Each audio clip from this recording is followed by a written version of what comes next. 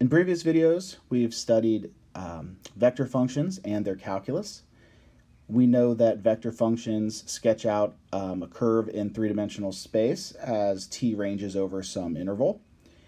And we know that we can use calculus to describe some of the physical parts of that space curve. So for example, if we wanted to know the tangent line or the direction that the curve is moving at a particular point, we can use the derivative of the vector function to do that.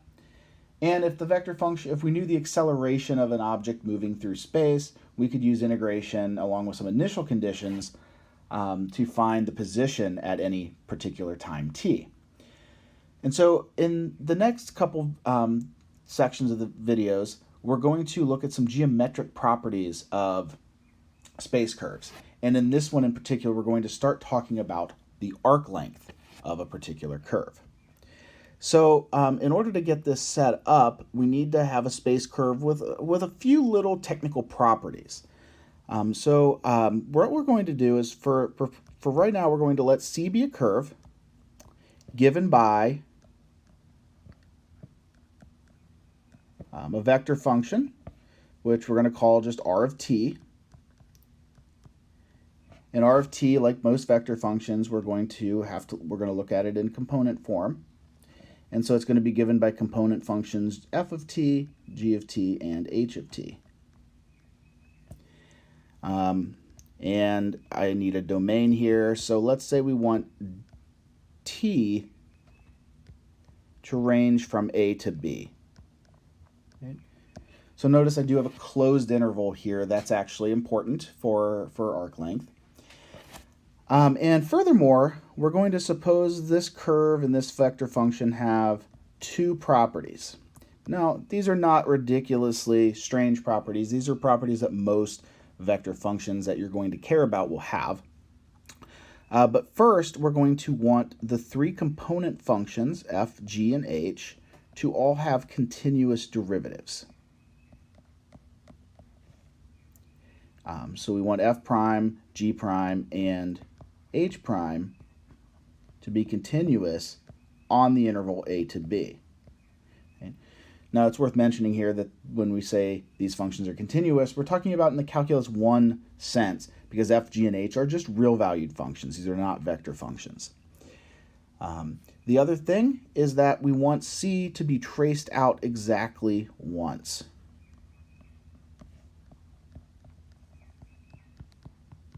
On a to b.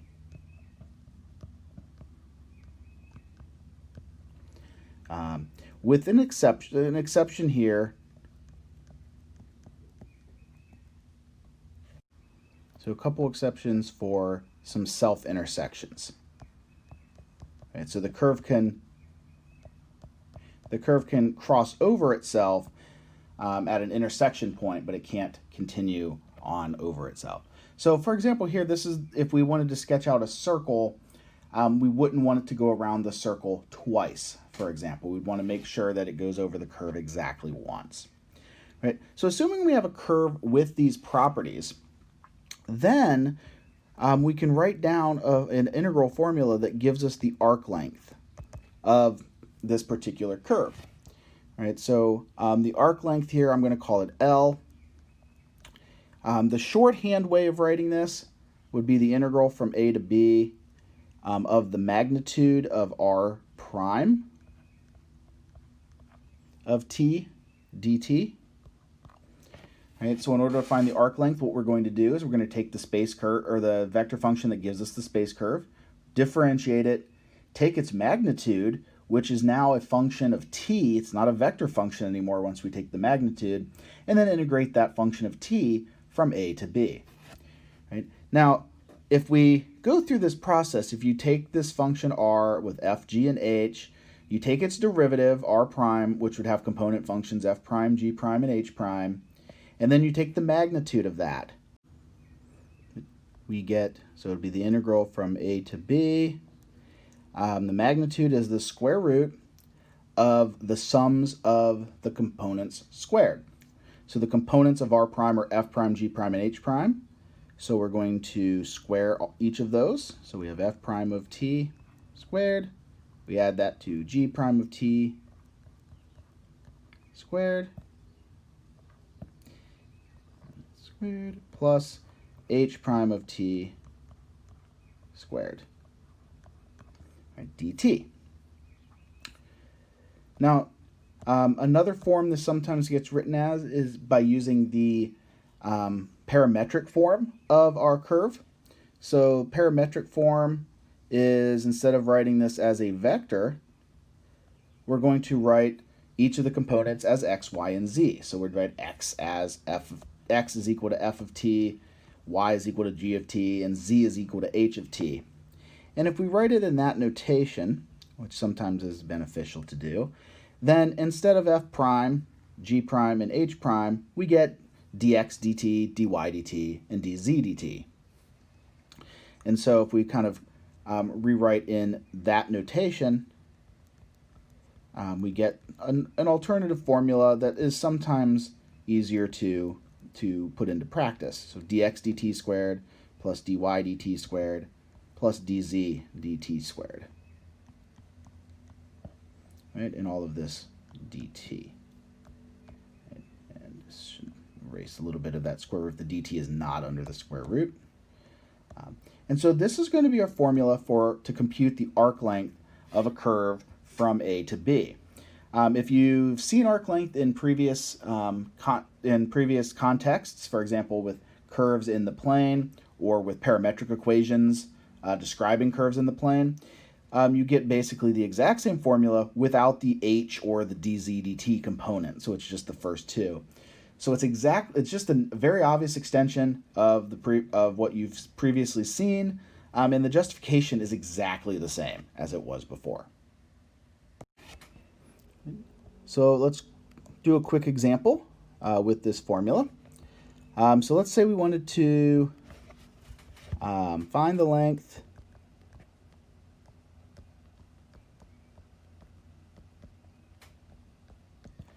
of the curve given by this vector function. So r of t is going to equal cosine t,